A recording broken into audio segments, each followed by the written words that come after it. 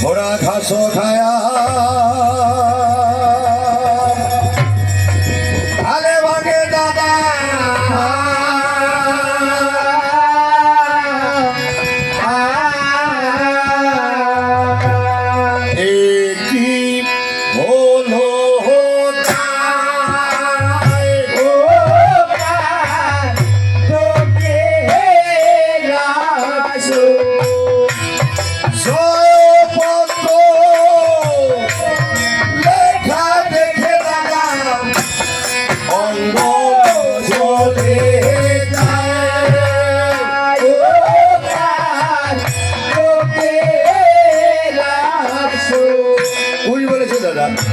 একে তো গাছপালা ভাঙচুর করছে, তারপর অশ্বের ভালো একখানা জয়পত্র।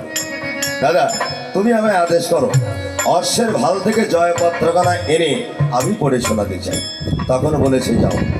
তাই অশ্বের ভাল থেকে জয়পত্রখানা এনে কেমন ভাবে পড়ে শোনাচ্ছে। অযোধ্যাতে শ্রীরামচন্দ্র রাজারি ভাই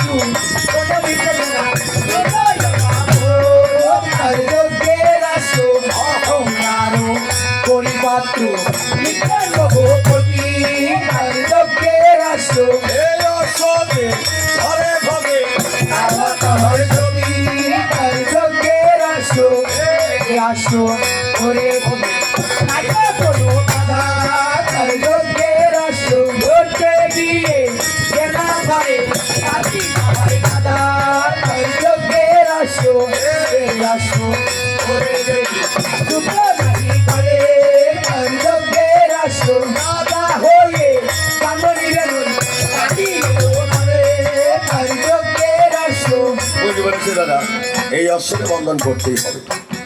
এই অশ্বকে যদি আমরা বন্ধন না করি তাহলে কিন্তু আমরা অশ্বতী মায়ের পুত্র বলে স্বীকৃতি পাবো। তাই দাদা তুমি আমায় আদেশ করো, এই অশ্বকে আমি এখনই বন্ধন করো। লব বলছে ভাই কুশ তাহলে যাও। তাই কুশ কেমন ভাবে মানছে আর হলো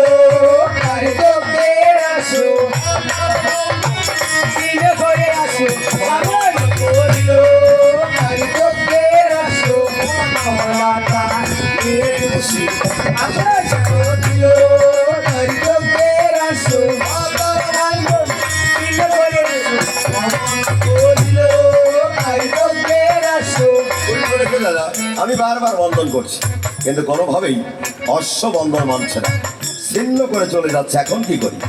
লব বলছে ভাইকুশ এই অশ্বকে বন্ধন করতে হলে তুই যা কথার যোগ করতে হবে। তাই তুমি ক্ষণকাল অপেক্ষা করো, অশ্বকে বন্ধন আমি করব। বনলতা হলো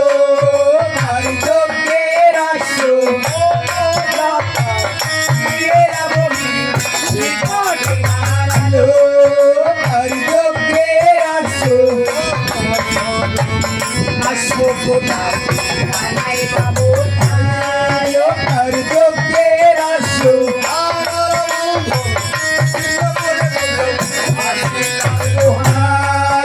আর যোগ্যে আসো আমি দোহাই জঙ্গল বাবু আর যোগ্যে আসো হরি হরি বলো আর যোগ্যে আসো মানে দাদা দেখো যজ্ঞের রহস্য বর্ণন করে দুই ভাই হলুদ ভাগ করে দাঁড়িয়ে আছে অশ্বের গোপাল। এদিকে শত্রুঘ্নের সারথি অশ্বের সন্ধানে ছুটে এসেছে তপবন। এসে দেখতে পায় তাদের অশ্ব বন্ধন করা হয়। অশ্বের দুপাশে দুটি সুকমল শিশু হলুদ ভাগ করে দাঁড়িয়ে আছে। শত্রুঘ্ন মনে মনে চিন্তা করে, এই বালকদ্বয়ের সঙ্গে আমি যুদ্ধ করবো। তার কারণ আমার মন বলছে এই বালকদ্বয় হয়তো আমাদেরই দল। তাই ধীরে ধীরে নম্র ভদ্র ভাষায় এসে বলছে, বালকদ্বয় বলুন। এই অশ্বকে বন্ধন করেছে। এ আমরা তোমায় বন্ধন করেছি।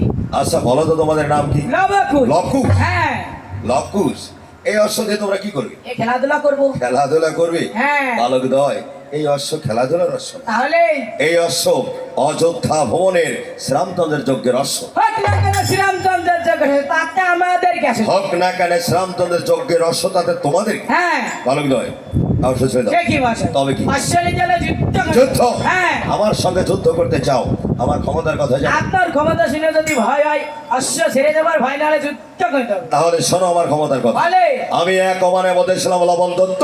যুদ্ধ মশাই সকালবেলা ফেনা আমাদের কাছে 3 চোখের আমার যা ছিল তো তাহলে দিদি বলে 20 টাকা ছিল লবণ আবার 30।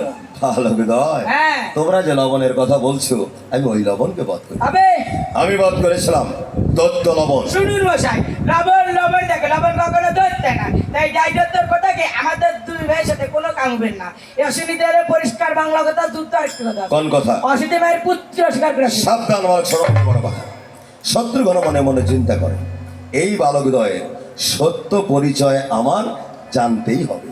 সত্য করে বললেন নবীন সন্ন্যাসী, ও বলে এই বলে কি তোদের মা? মানে তোর মা মতিয়া ছেলে নবীন সন্ন্যাসী। ও বলে এই বাণী তোর মা মতিয়া ছেলে নবীন সন্ন্যাসী। বলে এই বাণী তোর মা সত্য করে বলে রে ভালো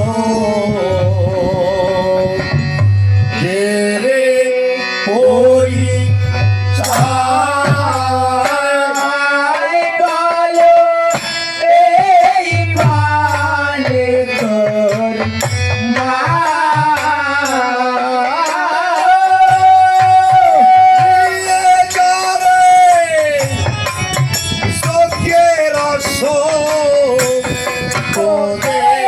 যদি হাই বলো এই বাণী তোর মা। সত্য করে বলে রে ভালো তোদের মাটি সীতা ভালো এই বাণী তোর মা। সীতা যদি মা হয় তোদের, রাম হয় তোদের পিতা।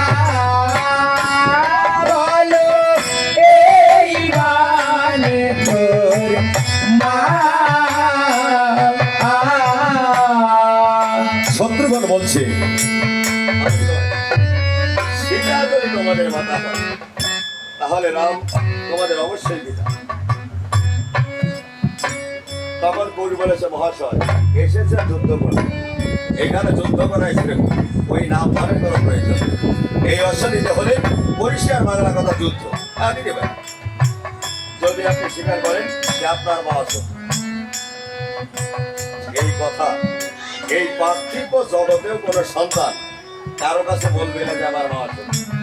জীবন চলে যাবে তবু কোনো সন্তান তার মাকে এই খারাপ উদ্দেশ্যে কখনোই কথা সে মেনে নেবে না। তার কারণ মা যদি হয় বিশ্বাস নম্বর ছেলের কাছে হয় অতীত পাবে। তাই শত্রুঘ্ন বলছে তাহলে ধর ধনুবান, তোদের ধনুবানের কত শক্তি আর আমার ধনুবানের কত শক্তি। তারপরে